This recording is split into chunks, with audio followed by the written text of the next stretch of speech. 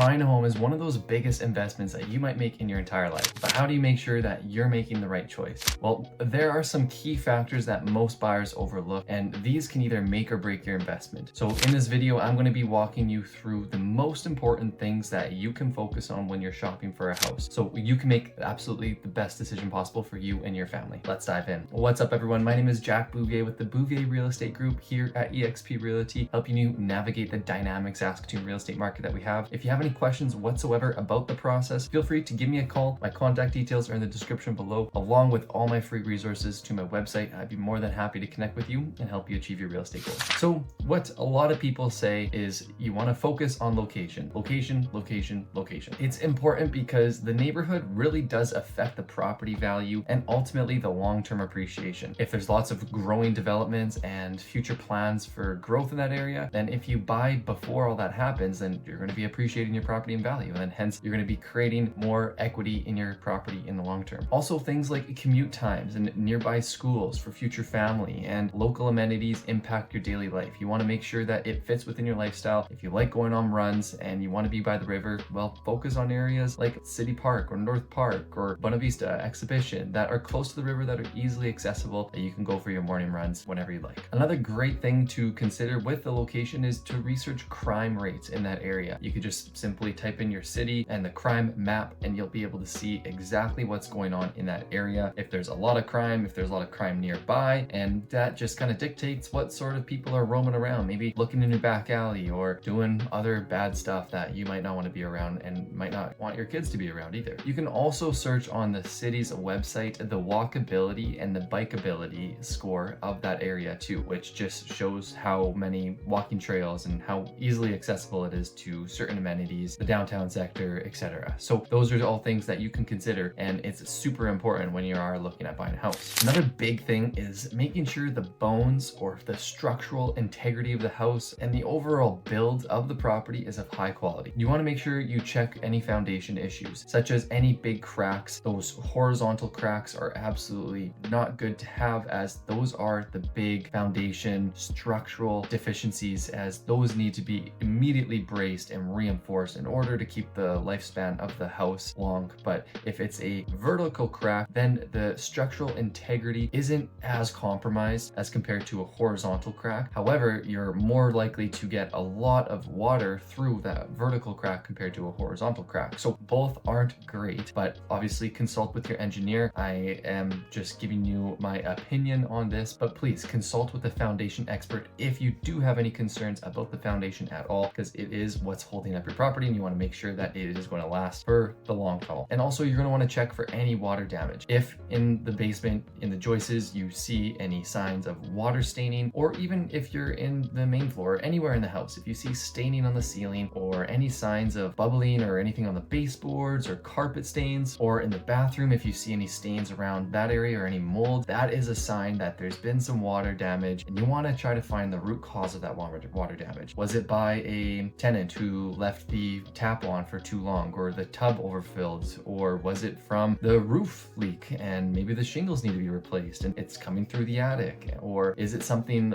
more structural where it came through the basement and you can see the staining all along the foundation wall? So all those things are things to be inspected, because water is something that can cause a lot of further issues. If it does lead to black mold, then you're going to have air quality issues as well. So those are all things that you want to investigate, as well as some uneven flooring can be another big thing that you want to make sure is all structurally well, because if it's not, then again, you're going to have a lot of shifting and moving around in the house, which might create some cracks in the drywall seams and all things like that. However, if there is lots of shifting in the house, you might have some uneven floor joists which will potentially need to be reinforced. You might have some very squeaky floors as well, some flooring that pops up and creates lots of cracks and separation, which can then lead to water getting into them, and then which can create further issues. So those are things that you also want to check out. Again, I would highly recommend a home inspection that would investigate all these areas, but those are some key areas that you want to look at. Also, some other areas such as the roof is another big one. Those high ticket items you want to investigate. If there's any missing shingles, what's the age of the shingles? When were they last replaced? Has there been any water that has leaked through? Is the roof plywood all in good condition as well? Then you're also going to want to check all the electrical and the plumbing. Ensure that all the wiring is up to code. See if there's any old knob and tube wiring, and if you're able to get insurance on it, and if it's all still running properly and there's no fire hazards, making sure that the electrical panel is up to date and up to code. And then same thing with the plumbing, making sure that all the fittings are in good condition and you don't have any leaks happening anywhere, and there's no old piping that's going to cause any further issues in the future. And then another big one is your HVAC, your heating and cooling, and your water heaters as well, because those can cost quite a bit, 5 to 10,000, depending on quality and efficiency that you're looking at for those two items. And you want to make sure that they're heating properly, they're ventilating properly, and as well as your air conditioner is also running efficiently, because if not, then again, it's going to be a big bill. So make sure that you check the age and if they're running properly, if there has been any service regularly done on those units, because those are things that you want to make sure are in good working order. Again, I highly recommend hiring a professional home inspector who can inspect all these areas of your house so you know exactly what condition it's in. Next, the other main thing that you want to consider when you're buying your house is the layout and the functionality. You want to think just beyond the aesthetics. Sure, a property can be beautifully staged, but think about, does the home layout really suit your lifestyle? Is the open concept what you're going for, or do you want more of a traditional conglomerated layout? Are the bedrooms and bathroom counts enough for you and your family? Does it fit what you're planning on having in the future? Is the storage space enough? Is there enough room for all of your bikes and snowboards and whatever else that you have? And is the natural lighting exactly what you're looking for too? Do you have enough windows? Is the basement windows big enough for you? Are there enough outlets and lights around in the house for you to actually comfortably live in there? Also, another thing to consider with the lights is that if you do have more natural light, then obviously your electrical bill for having those lights turned on all the time is going to save you money and time as well. But I don't want you to overlook some of these simple cosmetic upgrades, as they can be very easily replaced, renovated for a very small price. Because if you want to paint the walls or change the baseboards or the doors or the flooring or simple appliances like that, sure, it might cost you a couple $1,000s, but if that means you're going to go back to the market for another 6 months and wait to find that quote unquote perfect house, which doesn't exist unless you build it, then it's really good to think about just those minor upgrades that you can do to make the process a whole lot smoother, and then design the house exactly how you like and renovate it to your finished product. Another crucial important thing to consider when you're buying your house is just the budget consideration. I know we just talked about the renovations, but when you're purchasing a house, you have to think beyond the sale. Yes, you have your mortgage, you have your initial down payment, you have your mortgage costs and whatever interest payments that you're making on the mortgage. However, you have to think of other things such as your property tax. You got to check the annual cost before actually committing, if that's going to add up to the amount that you're still within your budget. And you're also going to have to think about your condo fees if you are purchasing a condo, what it all includes. Does it include your water? Does it include your heat, snow removal, lawn care, all that stuff? How much is in the reserve fund for those bigger expenses? Is it going to increase in the coming years, and what that's going to look like? Then you have to also consider all those utility bills too. If the condo fees don't cover those utility bills, then you're going to have your water, your heat, your electricity. Those are all a couple $100s each, so it can add up and you have to be prepared for that. Some of those older homes may have higher energy costs as well compared to these newer high efficiency homes. And another thing that you're going to have to consider is your home insurance. So depending on your provider, this can cost anywhere from $100 to